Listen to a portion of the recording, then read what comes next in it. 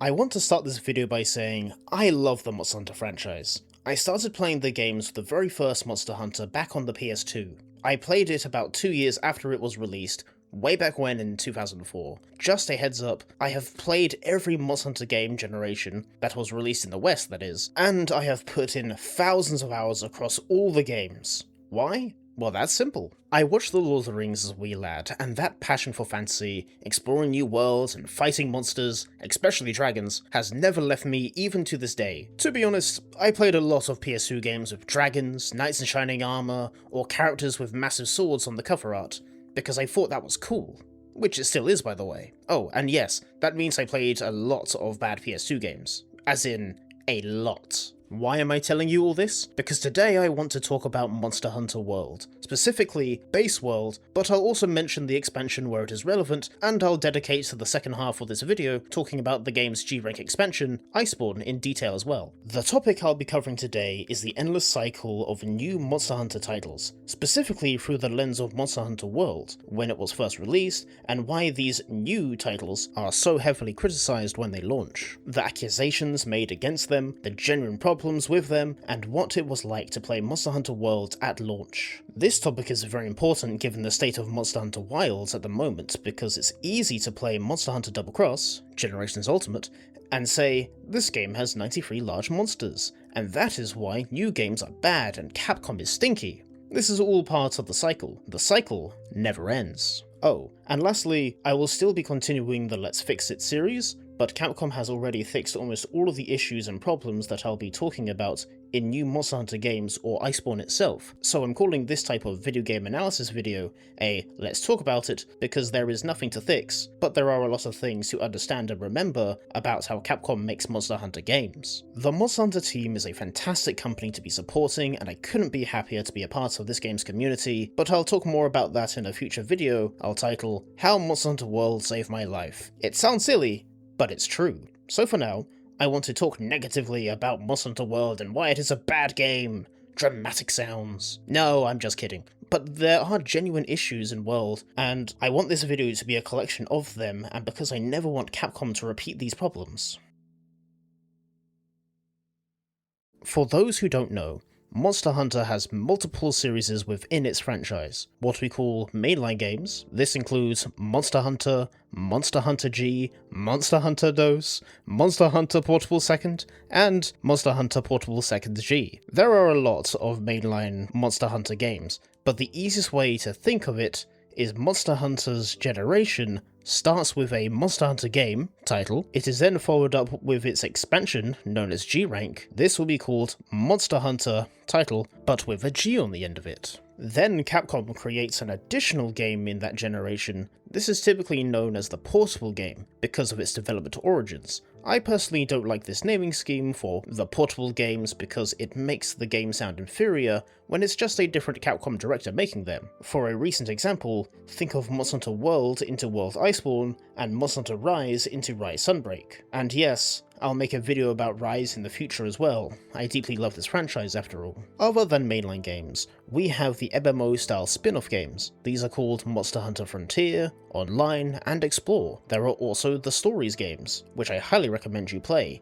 Think clear obscure levels of combat depth, and the Monster Hunter mobile games, like Monster Hunter Riders, Monster Hunter Now, and Monster Hunter Outlanders. There is a lot of riding in Monster Hunter. The point is that Monster Hunter is very prevalent in games. No, I'll not be talking about the fantastic Monster Hunter ride on anime, and I'll not be talking about the various card games and board games. I'm just focusing on the mainline games at this moment. So, why is it important to talk about Monster Hunter World and the new game's cycle? The reason I'm doing this is because a lot of new players started with World Iceborne, or started with Base Wilds, and the difference in the amount of content between both of these games is night and day, if you don't know the metamorphosis of Monster Hunter games, that is. Yes, I know you should never compare a base game to a G-Rank expansion game, but new players don't know the difference, and when Capcom gives away their older, more polished, more content-rich games away for massive discounts, and those same players look at the new game and how much smaller it is in scope, with less polish and less content, they will naturally come to these conclusions because that new game is not worth their time or money. I'm here to help new players understand the difference between base games and GRIC expansions, so everyone can enjoy Monster Hunter in all of its glory and for players to know what to expect when a new game is announced. That is why it is important to know the names of the different games for evidence and the release cycles that follow each generation. Oh my god, this long-winded explanation actually came full circle. Yes.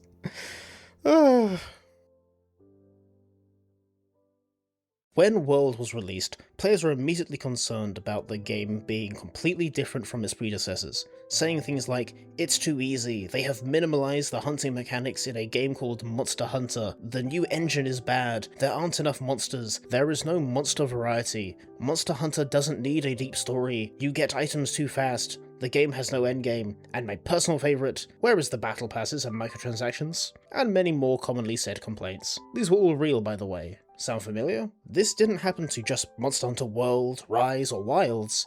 I remember this happening to Monster Hunter Portable 2nd, or as we call it in the West, Monster Hunter Freedom Unite. Oh, and some people consider Freedom Unite to be the hardest Monster Hunter game in the franchise. These individuals are wrong. So, what are the issues with Monster Hunter World?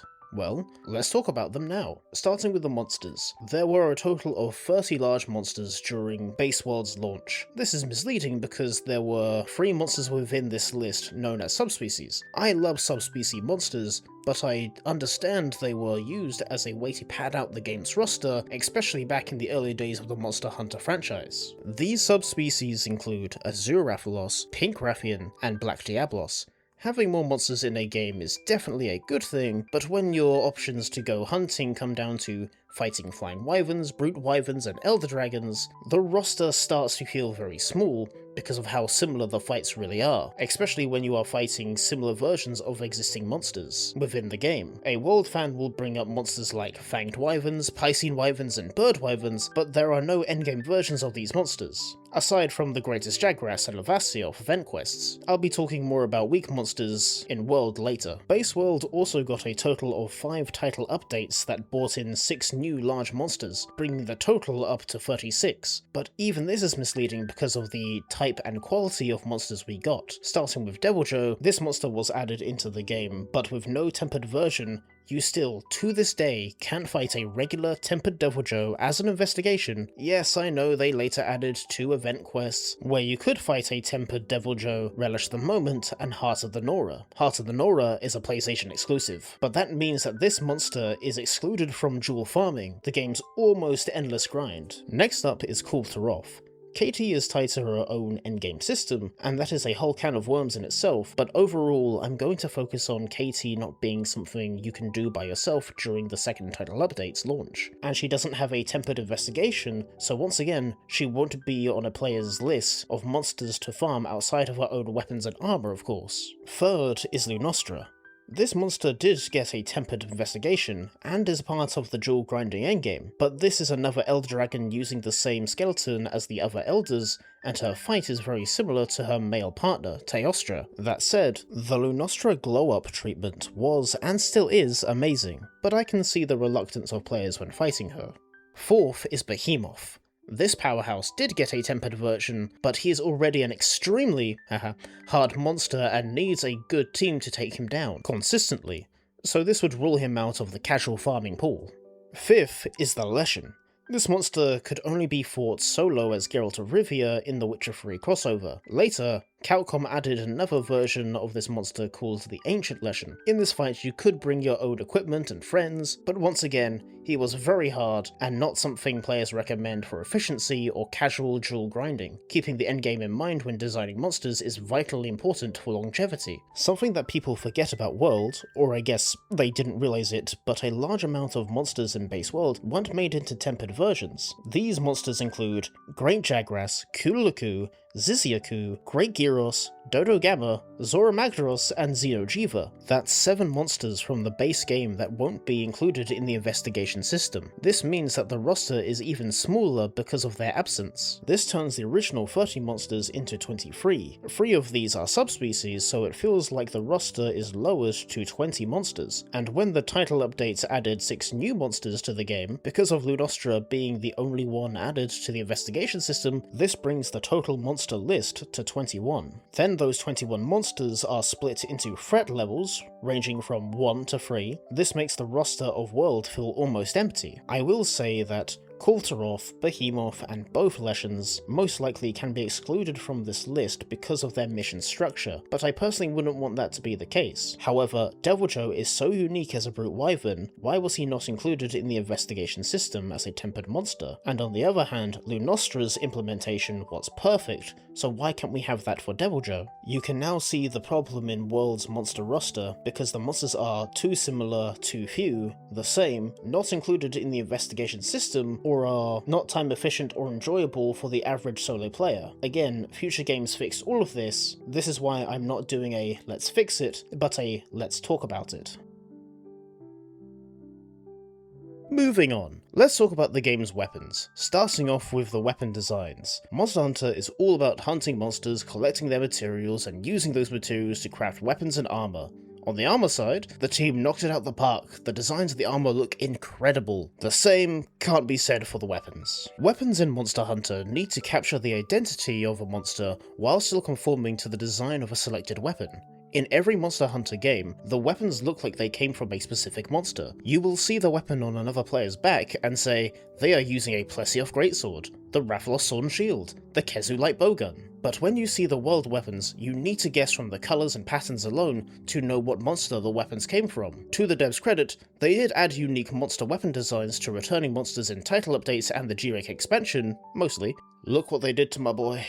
Other things about the weapons I wanted to bring up, and I know this one will be controversial and sound like direct blasphemy, but the weapons in World all feel too similar to each other, and the weapons themselves act more like stat sticks instead of unique weapons. Yes, there is a large difference when comparing Greatsword to Light Bowgun, but what I'm specifically talking about is using multiple weapons because they provide a unique gameplay style. For example, the weapons in World can be put into 3 categories. Fast weapons to deal light hits of damage quickly, slow weapons to deal big impactful hits, and using ranged weapons to avoid attacks and dealing extremely high damage. There are many ways to play even one weapon in Monster Hunter games, but World stands out because it doesn't allow weapons' personalities to shine, and instead reduces them to a flanderized version of themselves. The Dual Blades doesn't get its unique abilities to take advantage of its evasive features, instead it's just the fast attacking weapon. Hammer doesn't get its unique attacks that take advantage of its unique features, instead it's just the bonk stick. And Insect Glaive doesn't get its array of unique Kinsect features,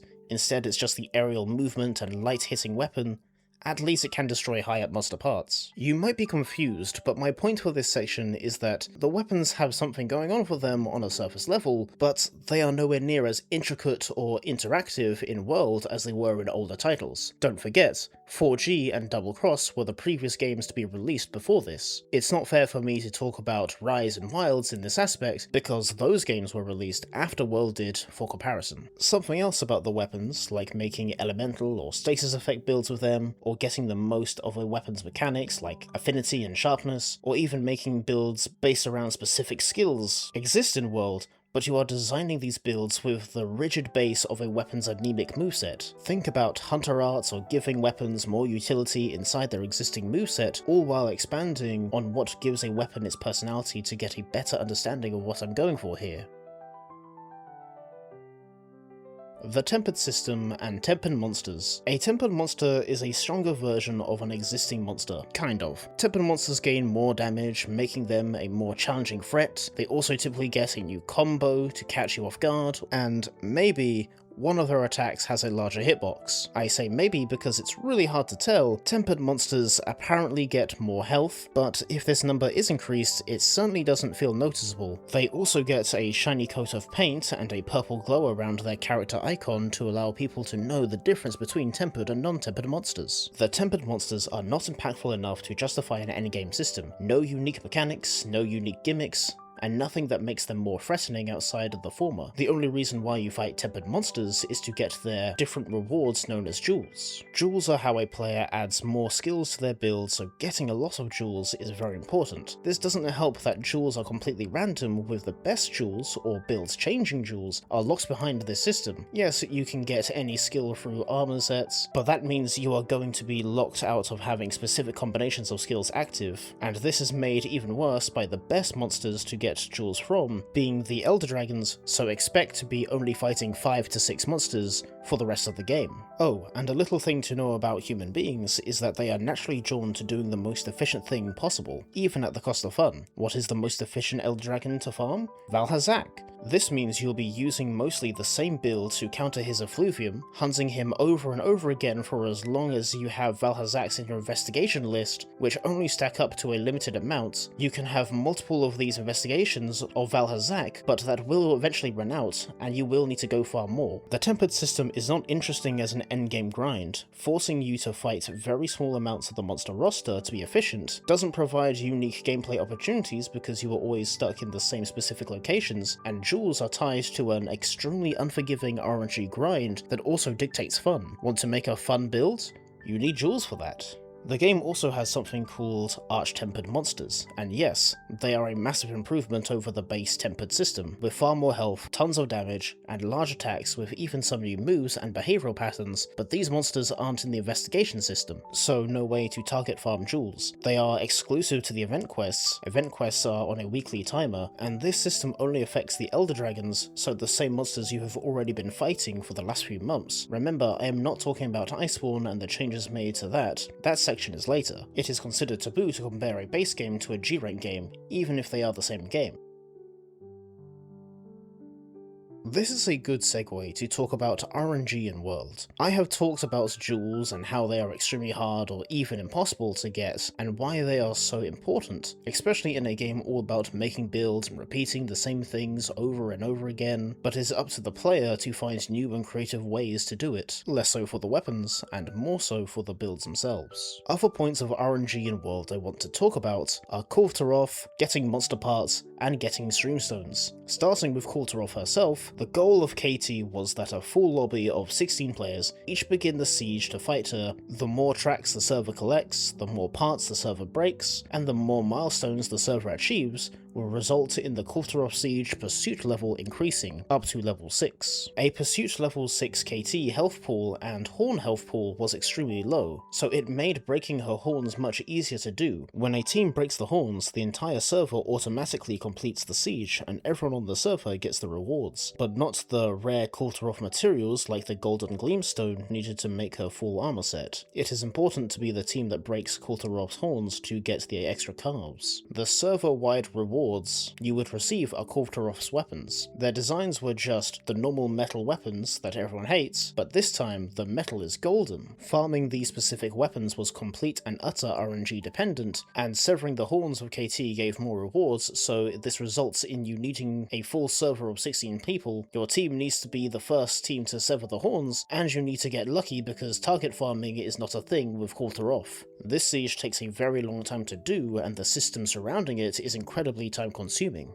Getting monster parts in general was handled much better with the investigation system. You would do this by looking for the hardest version of a quest, less time on the timer, more powerful monsters on the map, more monsters to fight during the hunt, and looking for less rewards whilst making sure the rewards given are golden. This system is very simple in how the player interacts with it. All you need to do is gather tracks, break monster parts and defeat monsters themselves to collect points, and eventually you'll get enough points to unlock a random investigation. The player has no control over the specific monster they want to hunt, but they can narrow it down thanks to the threat level system tied to the monsters. There were threat levels for weak, average, and strong monsters. This also applies to tempered versions as well. Tempered weak, tempered average, and tempered strong monsters. It's a good system, and I'm glad they brought it back in Wilds and expanded on it. Any issues here were that getting an investigation was RNG, getting the quality of investigation was RNG, and getting a specific monster as a rewarding quest was extremely RNG dependent. Also, a quick side note.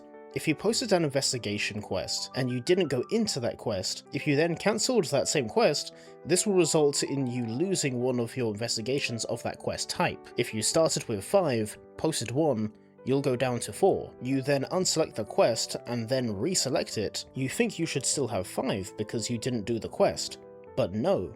The game takes a quest away from you permanently. This is still in the game, by the way. Just thought I'll mention that, because getting footage for investigations proved much more difficult than I originally thought. Lastly, for the topic of RNG, I'll talk about stream stones. In Base World, the player could augment their weapon by upgrading it with streamstones. Once they got a weapon to the end of that weapon's upgrade tree, to get streamstones you just needed to do tempered investigations. If you were using a weapon like Gun Lance, you would be looking for the Hero Streamstone Lance, for example. This can be used for the Lance weapon as well. However, if you were a longsword user, you'll be looking for the Hero Streamstone Blade, and if you got a Hero Streamstone Lance, this would mean nothing to you unless you are making a Gun Lance or Lance build as well. This system was extremely unforgiving because not only are you looking for your weapon-specific streamstones, but you can also find other materials needed in augmentation from defeating tempered monsters as well. After all of this, the buffs they gave weren't anything major. I'm looking at you, Affinity Streamstone Augment. But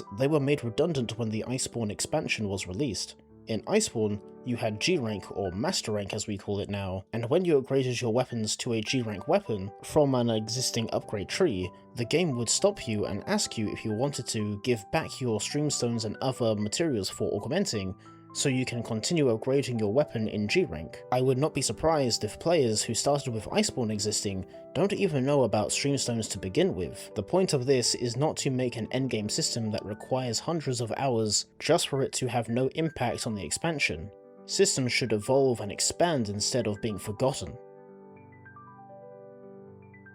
This one is far more interesting as a topic because it shows the love and dedication to the player base from the developers. For those who don't know, Monster Hunter World was lambasted for not having endgame content to sustain its hungry player base. Remember, this was back in 2018, and many Western games had DLC, multiple small expansions, free updates and events, or festivals as we call them, in Monster Hunter. The Monster Hunter team and Capcom didn't know how well their game was going to do. World is a huge departure from their old games. It is using the MT framework engine, but it is using an updated version to allow for more new technical and graphical improvements. This meant starting anew and building everything from the ground up. On top of this, Monster Hunter as a franchise didn't sell well in the West, and now they are making a Monster Hunter game that is designed to appeal to them. Oh, and something to keep in mind is that Capcom games didn't do well when they adopted a Western structure. Think of Resident Evil 5 and 6 and the outsourcing of Lost Planet 3 for good examples. What if the existing audience didn't like the changes? Do they make the game too hard or too easy? Will players still like their favourite weapon with the new engine? Or complain that it has changed and stop buying Capcom games? There was so much riding on Monster Hunter World that what happened is nothing less than a miracle. The team of World and Capcom as a company had no idea how well the game would do, so they betted on the game not exceeding expectations. So when the game blew up in the way it did, Capcom needed to rush to meet players' demands and understand that the game they made was now going to be one of their biggest franchises, and was one of the first steps in destroying predatory Western business practices. Why play a game that doesn't respect your time when you can play Monster Hunter? Just a quick-fire round of some smaller problems that aren't big or impactful enough to have their own dedicated section, but still contributes to making World as a full package feel less polished and less complete. So let's begin. Kushala Daora, and how he is a terrible fight in World, staying up in the air for a long period of time, knocking players around with his wind attacks and wind aura, making ranged weapons do very little to no damage to him, and forcing these players to break Kushala's parts, especially the head, in order to do any meaningful damage, no matter how good your build is, and making his fight be something that players actively avoid so it makes the monster roster feel even smaller once again. Needing to go through a few lines of dialogue when speaking to NPCs or vendors just to get to their respective menus. Talking to the blacksmith is a good example of how bad this is. Also, waiting to speak to a quest counter NPC or looking at a quest board and needing to wait for the book to open up or zoom into the quest board is absolutely annoying. Event quests are on a mostly random rotation unless you are playing during a festival. This will sound like a weird one here, but it is important to me. The player only needs a specific amount of materials before they have made every armor, every weapon, and crafted every talisman. There will be a point in world where you slay a monster and have no reason to carve its materials because you don't need them. Other games fix this by allowing the player to spend the monster materials at a melding station for an RNG grind. This keeps the materials relevant during a player's entire playthrough. The normal version of Kultaroth being replaced with her Arch-Tempered version. Yes, you can fight the normal version in Master Rank in the event quest called the Eternal Gold Rush, but that means you can't do the Siege quest with her normal version. Here's a good one. There is no free player scaling in World. If there are 3 players on a team, the game will scale the team for 4 players. The game only has 1 player, 2 player, and 4 player scaling. Sorry, free stacks, you must play the game on hard mode at all times. Base World had no transmog, or as we call it, layered armor and weapons. Not until much later in Iceborne's title updates, that is. Base World only had a few selected armors that were layered, with a couple more being added with title updates and Arch-Tempered monsters. If you wanted a layered armor, you needed to pre-order Monster Hunter World or buy them in the game store. This one's important to me. There is no difference between slaying or capturing the monsters. When people bring this point up, it is because old Monster Hunter games, and Rise, had materials that you can only get from slaying or capturing a monster. If there is no tangible difference between slaying and capturing a monster, then players will always capture a monster because that saves time. Something I'm sure players didn't know is that if you capture a monster for the first time, you'll get an arena quest of it so you can fight it whenever you want. However, once you've done the quest, that quest will then be on a random rotation. Why does it work like this? No idea. The player can only hold up to 5 tickets. They really should be able to hold maybe 10 to 20. When playing Monster Hunter World again, I didn't realize how much wind pressure and tremors there were. Please tone that down. Posting an investigation, not going into the hunt, then cancelling it will automatically remove one of the points of the investigation amount. I know I quickly mentioned this before, but it deserves to be brought up again. The system should not work like this. Finally, the endgame of Base World, or fighting slightly hard monsters, would always bring the player to the Elder's Recess, put monsters on other maps and make it more common. I realised that I was showing footage of the same map so many times that I needed to go out of my way to play on other maps to fight other monsters. Stop making me play on the Elder's Recess, Capcom.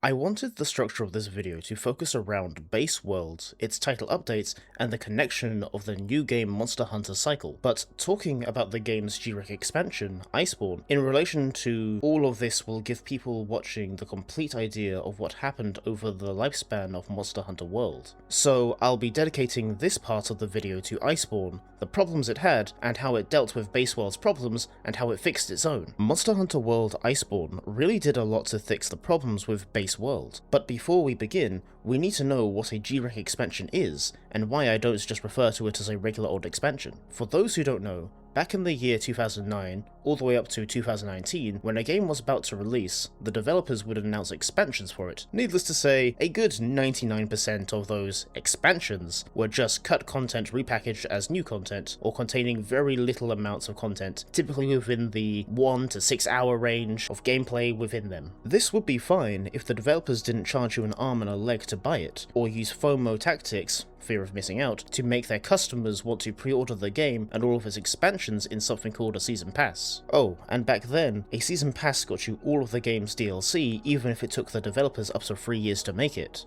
Possibly longer. The idea of games having an actual season, and these seasons lasting around 3 to 4 months, is something I personally despise. Now, back to Iceborne. In the community, we refer to the Monster Hunter expansion as a GREC expansion, or Master Rank expansion nowadays, due to the staggering amount of content held within. If the base game can provide a good 400 hours, then the GREC expansion can provide double or even triple this, because everything is expanded, everything is buffed, everything is improved, and nothing is forgotten. Mostly.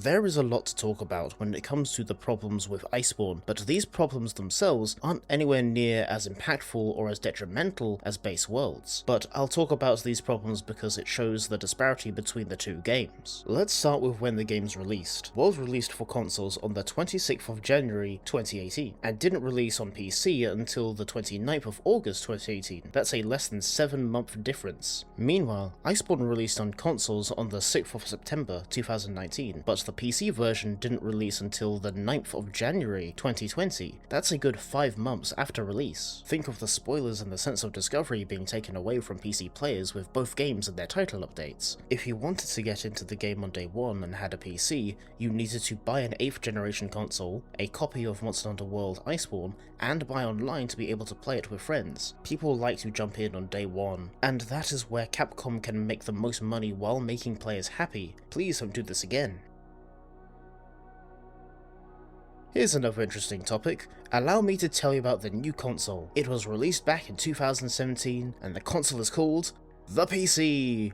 I'm messing with you a little bit, but during the 2010th decade, your average AAA developer, especially on the PlayStation Xbox side of things, didn't see the PC as a viable platform to play games on. I guess they thought graphical fidelity and realistic simulations of whatever were always going to get dramatically better at this time. How times have changed and reality has set in. Financially, that is. This might explain why Capcom's PC ports of World and Iceborne were clearly not designed like standard PC games. Seriously, go back to World and mess around with its menus and settings. It's baffling the way they set those up, almost like they just took the console menus and added to them to fit a PC setup. This leads me to my next point. The PC performance in base World was terrible, unbelievably bad, and when Capcom released the Iceborne expansion, the performance was still awful, or as Google puts it, infamously rough. That's a fun way to say that. Over the course of the next few years, the Monster Hunter team got to work fixing the game's performance, making and managing the upcoming title updates, and of course, making another 2 Monster Hunter games, Rise and Wilds, all while dealing with COVID-19. God, I hope even mentioning that doesn't get me demonetized.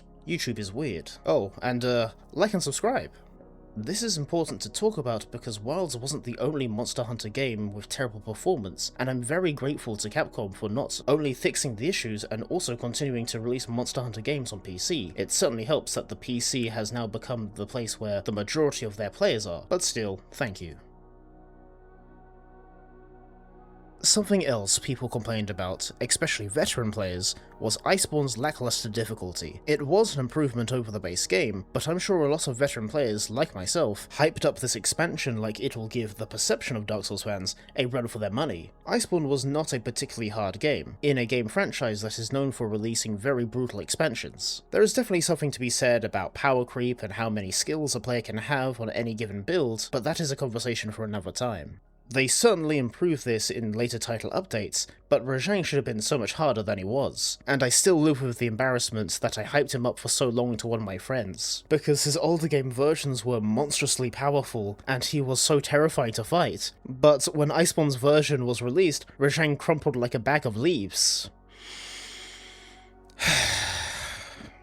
Talking about difficulty, the game would get 2 extremely powerful monsters in the 4th and 5th title updates. This was Alatreon and Fatalis. Alatreon was so hard it made players review bomb the game in protest. The monster is not actually that difficult, but it is definitely a massive difficulty spike in comparison to the other monsters. The issue players had was they needed to use different weapon types to get the most out of elemental damage. I know most players use raw damage or explosive damage builds, but they needed to bring the right type of build and have a high damage uptime against him. The whole situation could have been handled a lot better if Capcom explained what elemental damage was and how it affected monsters. So, is Fatalis harder? The answer is, I don't really know. They provide 2 dramatically different experiences. Alatreon is all about builds being up to snuff, and Fatalis is all about the core essence of Monster Hunter and Monster Hunter World being up to snuff. You decide. Personally, I really do prefer the Fatalis fight. I think it's just handled so much better. Your weapons, your armor, the timer, the fight itself, the monster itself, this is all Monster Hunter at its best, and it is demonstrated fantastically in this fight. With the Iceborne expansion released, players thought that Capcom would fix the weapon design problem, They didn't, of course. Once again, weapons were just the same metal and bone designs with some visual flourishes of the specific monster. Speaking of player gear, Iceborne finally released layered armor, but in order to get them, you needed to complete the Iceborne story, get into the guiding lands, more about that later, hunt monsters to level up the locales and harder monsters will spawn. Then you needed to hunt those harder monsters to be able to collect their guiding land specific parts and use them to craft separate armor. This is the layered armor system that they had in mind. That's a lot of work to express your fashion design. Well, what about layered weapons to complete your layered armor look? Well, Iceborne didn't release with layered weapons. Instead, layered weapons came in a really restrictive way during Title Update 3. Why is it restrictive? Because only weapons that started out as metal and bone designs could be layered with other metal and bone designed weapons. Why did they think this was a good idea? It's beyond me. It wasn't until Title Update 4, with Elatrion, that players could finally layer their weapons, any of their weapons, till their heart's content. A note for Capcom and all of the games industry, please allow your players to have layered armor and weapons at launch, and allow your players to customize both a male and female protagonist and have them change between the two of them whenever they want. If the community can make videos about fashion shows for the game, you as a developer are getting more publicity and interest in your game. But I get it, I also don't like making money. That's why I make 1 hour long videos. Now we move on to talking about Iceborne's endgame, the guiding lands. I'll explain it very quickly to save time. It's not a complex system, but it will be long-winded to explain in full. The guiding lands is a separate map. Unlike the game's other maps, this one contains up to 2 zones of all the existing locales, and more areas from their other locales were added within the game's first and second title updates. The goal was simple: pick a locale like the forest, hunt monsters that exclusively spawn there, level up the locale to a total of level 7, players needed to get to master rank level 100 to allow this to happen, fight that locale's powerful monsters and elder dragons, do this for the other locales, in the guiding lands, hunt more monsters, collect the monsters' guiding land specific materials and use them to make layered weapons, armor, and most importantly, to augment your weapons. Also, the augmentation system had been dramatically improved, but I won't go into detail here. Needless to say, if you want to be powerful in World, you need to spend a lot of time in the guiding lands. The problem here is that getting to master rank level 100 took a long time to do, and farming in the guiding lands to get a locale up to level 7 took even longer. There was no way to spawn in specific monsters if you needed their parts, there was no way to spawn in specific locale monsters if you wanted to level up that locale. The entire thing was just a huge grind. Once you got a locale to max, there was no way to de-level an area so you get more XP when leveling up additional areas. The player could only have 2 locales at level 7 at any given time, and yes, I know about the stored XP thing, so you can get more locales up to level 7, but that took a lot of work. The team did improve every aspect of the guiding lands during their later title updates, but the release was really bad, and this is the type of thing I want this video to highlight. Okay, it's the moment you've all been waiting for. That's right, it's impossible to talk about Iceborne without mentioning the Clutch Claw. As always, it is important to know the context, so let's talk the Clutch Claw.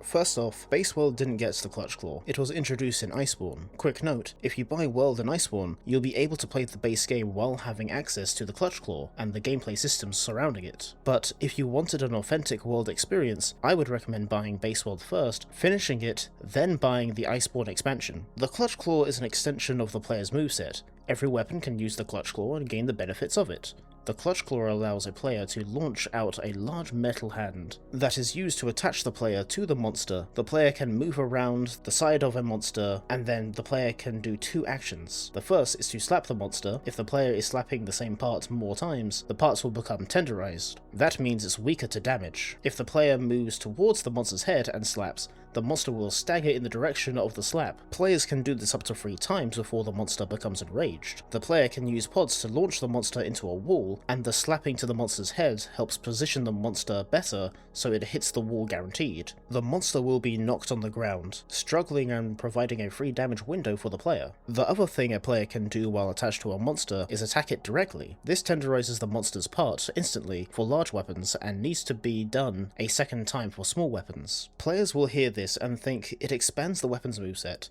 allows more uptime on the monster when it is on the floor after hitting a wall, and gives all players a way to feel powerful and a sense of them mastering the game's combat systems. This is all true, but as I said before, players will naturally find the best and most efficient ways of utilizing mechanics, trivializing the experience and stopping monsters from feeling like a fight and more like a punching bag you need to keep still. If players wanted to use mods after the fact to make this happen, I think that's okay, but having it in the base game for every fight? Now that's a problem. The best strategy was to start the fight with firing a pod at the ground to make the monster begin its confused animation, clutch claw onto the monster's head, slap once, and fire the monster into a wall, knocking it down for a free damage window. When the monster gets back up, you clutch claw onto the monster's head again and slap it a second time. Before the monster becomes enraged, you fire another round of pods into it, sending it into the wall a second time for another free damage window. After this, the monster will stand up and become enraged. There is a skill players can use called Agitator. This increases players' attack power and affinity when a monster becomes enraged. Players will use this skill, get it to max, and use the enraged monster as a damage buff to go to town on the monster. When the monster parts break, they fall over, and with the new damage increase, combined with the damage from the clutch claw wall knockdown, players would be able to kill monsters very fast whilst not needing to engage with the monster's specific mechanics. It is a problem that exists in the game to this day.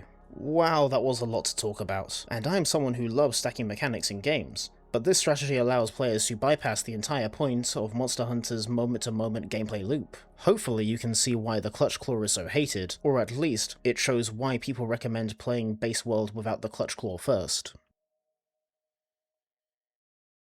Once again, just a quick-fire round of the small problems with Iceborne. All the monsters start feeling the same with the introduction of big attacks or super attacks. It makes sense for monsters like Elder Dragons to have these super powerful attacks because of their mythical status, but Iceborne gave these attacks to all monsters, like Savage Devil Joe breathing his dragon element on the floor for a huge explosion, or Poalumu doing her multi-tail smash. Why does such an adorable monster have such a raging bloodlust? Title Update 2 released Stygian Zinogre and Safi'jiiva. Focusing on Safi'jiiva, the new siege fight was added to the game. Farming him meant completing all of the goals to level him up and eventually killing him to get the best and most rewards. All of this is very similar to Quarter Off, but the real problem here was farming Dracolite. Dracolite is a new currency added to the game that you can only get from Safi'jiiva. You would use this to upgrade Safi'jiiva's weapons. Whilst upgrading them, you were looking for the best perks to give to your weapon. This system was very RNG dependent and extremely time consuming. A big shout out to my Gunlance mains out there. Speaking of RNG, Iceborne added more jewels to the game, and added multi-jewels. These are jewels that can come with 2 points of the same skill, or come with 2 points of different skills. I won't go too much into this system, but once again, getting that elusive attack 4 jewel, and 3 of them at that, really left me with a bad taste in my mouth for a random jewel system, and I know a lot of people feel the same. Quick note, it has nothing to do with random jewels or random talisman endgame systems, it's all about the percentage chance of getting these rare materials. Capcom even admitted something like this when designing the RNG system for Wilds. This one was brought up in a Gaijin Hunter video, and I thought it would be best to include it. Towards the end of the video, around the 14-minute mark, he talks about deliberation in Monster Hunter, and how making decisions aren't as deliberate or impactful as other older games. Infinite restocking, so you don't care about when you are using items, no way for players to have control over both a hunt and its rewards, especially for farming, and of course, how the game incentivizes aggressive play over unique types of builds. He talks about so much more, but I'll leave it here. There is a lot to say about this topic. Whether you are a 5th to 6th gen hunter, or a 1st to 4th gen hunter, I want to hear what you have to say about this in the comment section. And finally, the worst thing about Monster Hunter World Iceborne is, what the hell did they do to Glavenus' music? Seriously, listen to the world version, then listen to the Generations version. Skip exactly 1 minute into both videos and listen for 20 seconds. That's all I'm asking. I'll preach the good name of Glavenus' music till the end of my days. You start listening to the world one, you think, yeah, that's fine, that sounds nice, but then you listen to the Generations Ultimate version, and man, you're gonna be bopping your head like nobody's business. I went completely off script here, let's rein it back in.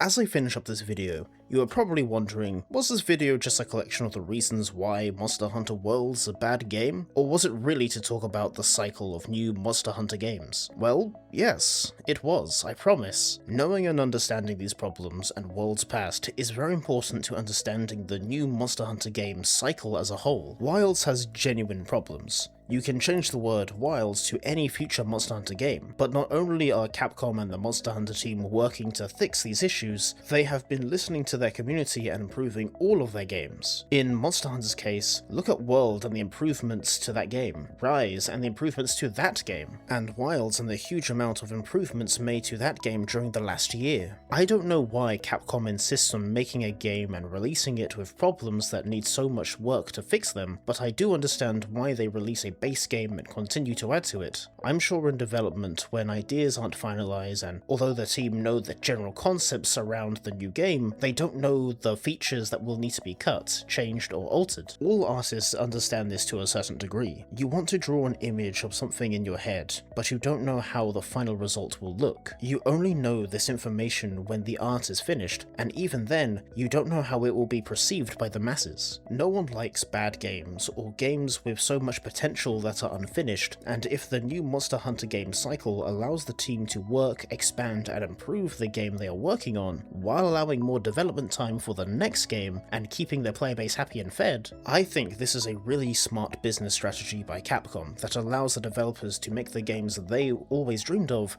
keeping Monster Hunter in the zeitgeist, and allows the players to get an incredible game that is an evergreen product by the end.